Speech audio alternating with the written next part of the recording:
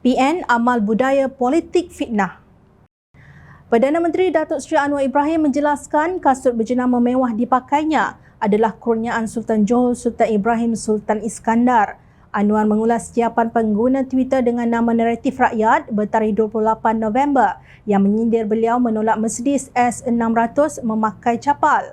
Hari ini dah upgrade ke kasut berharga lebih daripada RM5,500, sindir pengguna Twitter tersebut menerusi ciapannya. Ia pemberian Tuanku Sultan Johor 2 tahun yang lalu. Saudara nak persoal saya tidak mengapa, tapi jangan bawa naratif fitnah, tempelak Anwar. Anwar memakai kasut itu ketika menerima kunjungan Sultan Brunei Sultan Hassan Al-Bolkiah sempena lawatan khas baginda ke Malaysia pada 28 November lalu. Apa nak dihairankan kalau seorang yang berselindung di sebalik nama naratif rakyat memfitnah? Perikatan Nasional dianggotai PAS dan Bersatu kini sedang giat membawa budaya politik fitnah. Pimpinan utama Perikatan Nasional juga terlibat termasuk Presiden PAS Tan Sri Hadi Awang memfitnah Pakatan Harapan membawa agenda komunis dan Tan Sri Mahyadin Mat Yassin pula menuduh Pakatan Harapan membawa agenda Kristian, kata Ahli Jawatan Kuasa Pimpinan Amanah Nasional Muhammad Faiz Fazil. Baru-baru ini, calon Perikatan Nasional bagi Parlimen Padang Serai, Datuk Azman Nasruddin menuduh Kerajaan Perpaduan pimpinan Anwar Ibrahim sebagai kerajaan zina. Maka apa yang fitnah Azman bukan suatu yang pelik kerana kepala partinya juga begitu. Ibarat ketan mengajar anaknya berjalan betul, ujarnya. Faiz berkata Perikatan Nasional mengamalkan budaya politik fitnah. Beliau merujuk kepada kenyataan bekas Ketua AMK yang melompat ke Bersatu, Dr. Afif Bahardin, yang mendakwa kononnya Pakatan Harapan hipokrit kerana pengarah komunikasi Pakatan Harapan Ahmad Fahmi Fazil menggesa pihak polis mengambil tindakan terhadap fitnah Azman. Menurut Faiz, Afif tidak faham batas kebebasan bersuara yang dibenarkan undang-undang. Hak dan kebebasan rakyat negara ini dipandu oleh Perlembagaan Persekutuan. Perkara 10-2-A menyatakan kebebasan bersuara bergantung kepada undang-undang. Pelbagai undang-undang stated digubal yang mengawal kebebasan bersuara ini demi menjaga keharmonian negara, termasuk undang-undang fitnah di bawah kanun jenayah, hasutan di bawah Akta Hasutan, perkataan yang tidak menjelekkan di bawah Akta Komunikasi dan Multimedia, dan ketenteraman awam dan hubungan agama di bawah kanun jenayah, jelasnya. Tegas beliau, walaupun kita diberikan kebebasan untuk bersuara, tetapi pandangan kita hendaklah tidak terkeluar daripada premisa undang-undang, iaitu pandangan itu perlu berasaskan fakta yang betul supaya bertepatan dengan doktrin justifikasi atau komen yang adil dan berpatutan. Tetapi sekiranya pandangan itu tidak berasaskan kepada fakta yang betul, ianya satu fitnah dan sudah pasti tertakluk kepada implikasi undang-undang.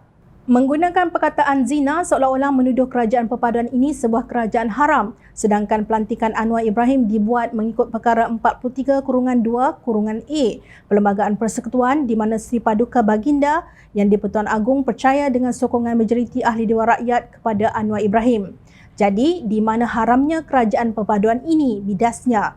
Faiz juga menyelar kenyataan Afif bahawa tiada tindakan oleh Kerajaan Perikatan Nasional berhubung kebebasan bersuara sebagai tidak benar.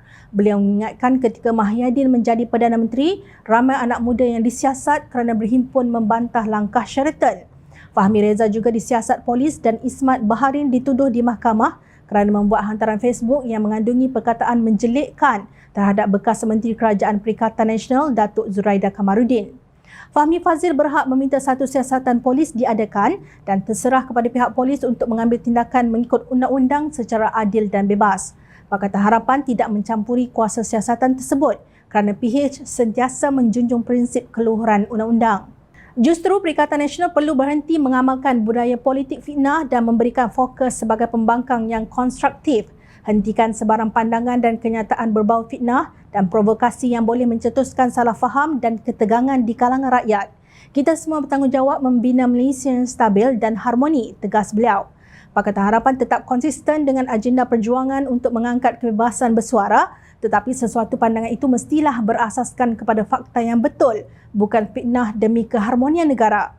Namun, adakah pemimpin Perikatan Nasional akan menerima nasihat supaya menghentikan budaya memfitnah serta membangkitkan isu perkauman dan agama? Waima, ia datang daripada titah Sultan dan Majlis Raja-Raja Melayu sekalipun. Fitnah berselindung di sebalik kononnya kritikan. Kalian yang bijak boleh nilaikan, apakah menuduh Anwar sebagai ejen Israel kritikan atau fitnah? Apakah menuduh PH mempromosi Islamofobia kritikan atau fitnah? Apakah menuduh PH akan mengkristiankan Malaysia kritikan atau fitnah? Apakah melabel DAP sebagai kafir harbi, kritikan atau fitnah? Apakah menuduh kerajaan perpaduan daripada titah Yang di-Pertuan Agong sebagai kerajaan zina suatu kritikan atau fitnah? Demikian pelbagai tuduhan bersentimen kaum dan agama yang dimainkan oleh Perikatan Nasional untuk memburukkan kerajaan sehingga boleh menggugat keharmonian negara mutakhir ini akibat kecanduan dengan fitnah. Ingat, rakyat sentiasa memerhati.